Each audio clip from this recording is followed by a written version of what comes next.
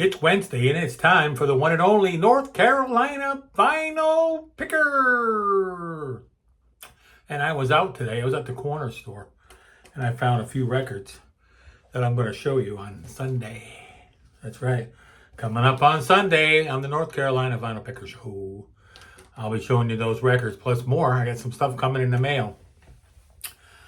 This Wednesday, right now, we're going to do the top 10 1980 music releases that I was listening to back in 1980, because the picker was alive back in 1980. I was a young man and I was listening to all these records. Well, most of these records. I'll explain as I go. Coming in at number 10. Coming in at number 10 is the Talking Heads. Yes, the Talking Heads. I didn't really listen too much about the Talking Heads back in the 80s.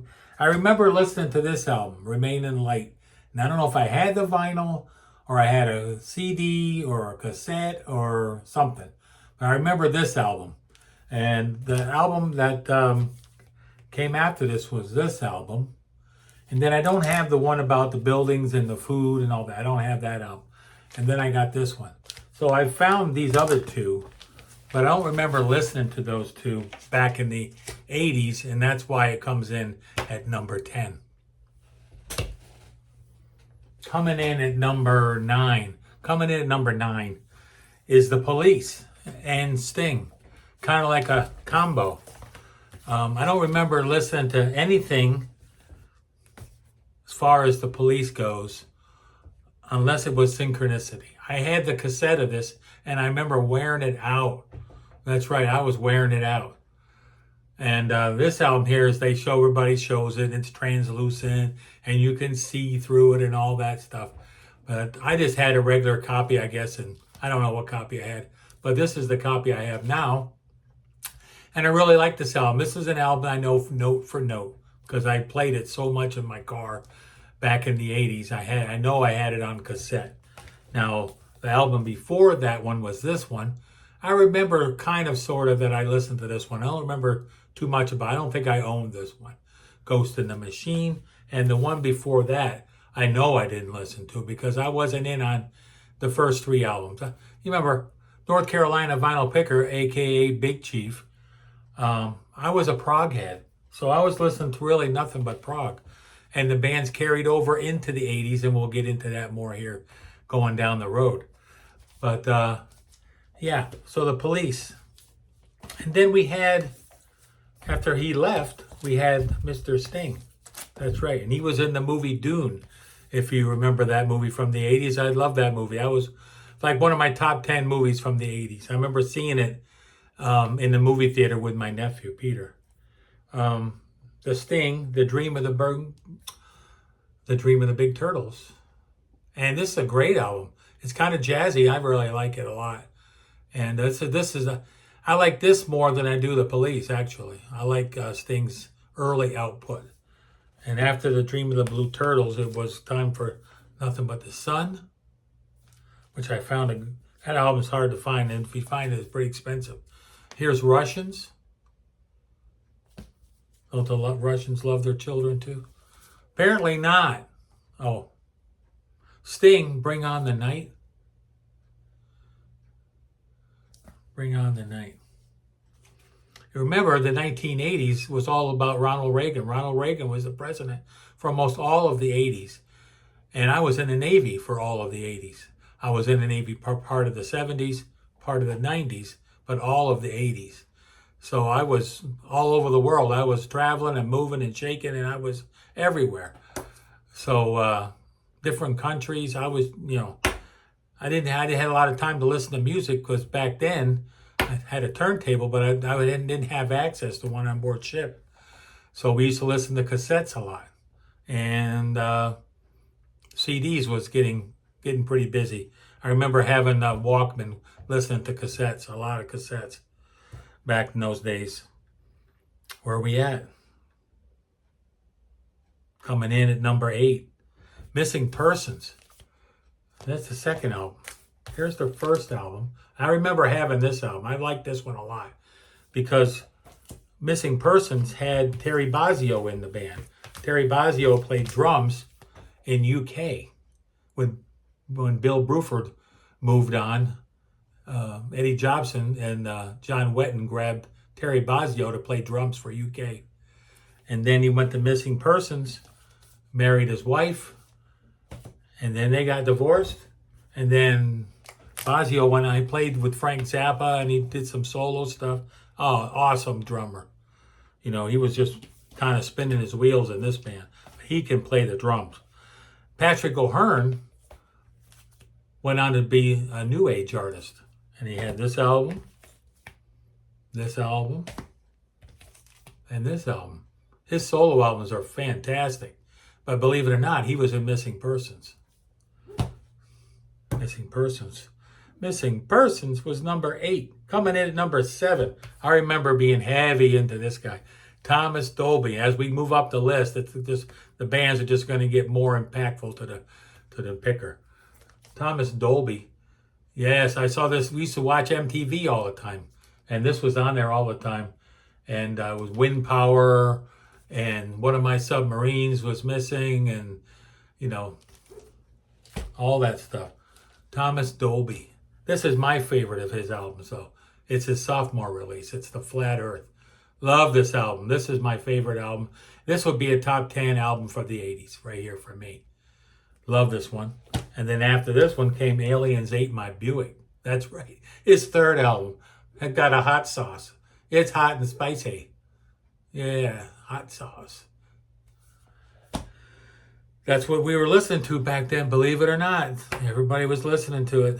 Coming in at number 6 was Steve Winwood. I love Steve Winwood. And with Traffic and all that back in the 70s. And then he went solo and made his first solo album in the 70s. And then he came out with this one, Arc of a Diver. What a freaking album. Great album. See, we're moving up the list. They're getting more hot. They're getting hot. That's right. Coming in that one here. And then we got Talking Back to the Night. And then the next one is his blockbuster. He probably could have retired after this one. That's right. Back in the High Life again. And then Roll With It came out. And he was rolling in it. He was rolling in the cash when he was rolling in. Coming in at number 5, we're halfway home. Tears for Fears. I like these bands. These are the bands I listened to in the 80s. There really isn't too many more after this 10. I couldn't do another 10 because there just wasn't that many I was interested in. Coming in at number 5. Quit talking. Coming in at number 5 was Tears for Fears. And here's their debut album. I just got this the other day. And came from Canada. I got it for a really good price. And it's The Hurting.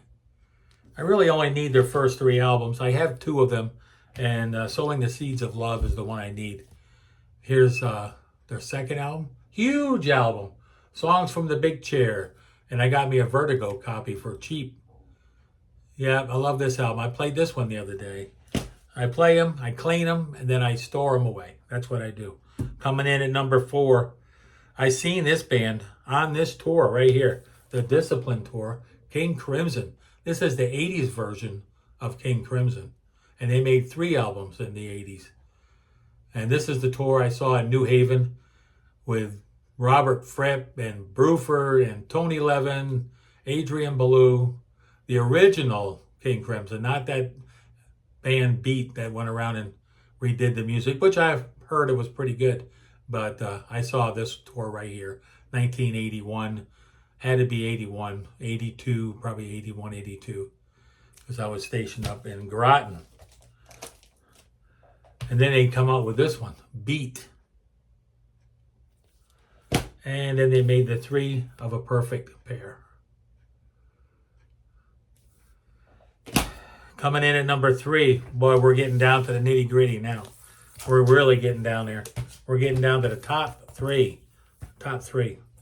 1980, Yes came out with Drama. And it was full of drama because John Anderson wasn't on this album. And then they came out with this one and they asked John Anderson to sing on this album. So he came back and he sang on this album. But he had a solo career too. And then they did Big Generator. I didn't see any of these tours. I don't remember seeing, I didn't see Yes in the 80s.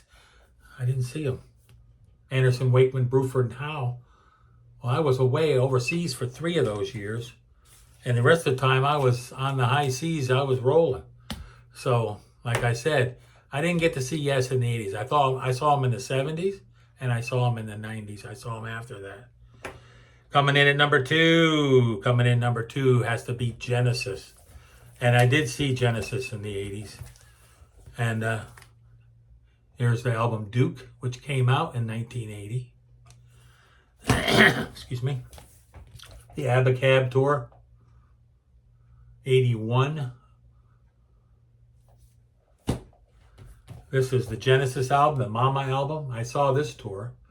I remember seeing this one in Norfolk. Norfolk, that's right. That's what they say. Is that what they call it up there? Norfolk. I just came back from there. I was there last week. The traffic. Oh my God, the traffic. Genesis, Invisible Touch. Wound out the 80s with Invisible Touch. I only seen Genesis. I think I saw the Abacab tour in East Rutherford, New Jersey. That's right. I remember that now. Got to kind of remember way back in the Wayback Machine there. Coming in at number 1. There can only be one number 1, and it's somebody I never saw live, which I would have liked to have seen live, but it was Kate Bush, and I was listening to her on the ship all the time on a cassette. I'm sure it was cassettes back then. And Never Forever come out in 1980, and we made cassettes. We used to make them, and we burned the records onto a cassette tape. The Dreaming, my favorite Kate Bush album. This came out, 2 years later, 82. Back then, they were pumping the albums out. They get a contract with Atlantic or somebody, they make an album every 2 years. Boom, boom, boom. They just kept coming out. They must have had a lot of material in the tank. And then she came out with her big smash hit, The Hounds of Love, which is on marble vinyl. And I found another copy of this not too long ago, but the cover was roached. But I sold it on eBay, and I got I think I paid $5 for it at the record show. And then I think I sold it for like $50 or something. I didn't need 2 copies. And I kept a better one. Coming in, and this one here was her last album in the 80s, and it was The Sensual World, which is a great, great album. And that's it. That wraps up my 80s. What were you listening to in the 80s? Were you even alive in the 80s? But these were the top 10 bands that the North Carolina Vinyl Picker was listening to. Thanks for staying all the way to the end. Thank you for my new subscribers. I got like 14 or 15 last month. Maybe it was a little bit higher than that. And I'll take that. I'm just like the little train that just goes right down the track. That's right. Support them troops. We're going to need them soon. Oh, we already need them. All right, well, take care, and I'll be seeing you soon. I'll be seeing you this Sunday. Take care out there. Bye for now. Be safe.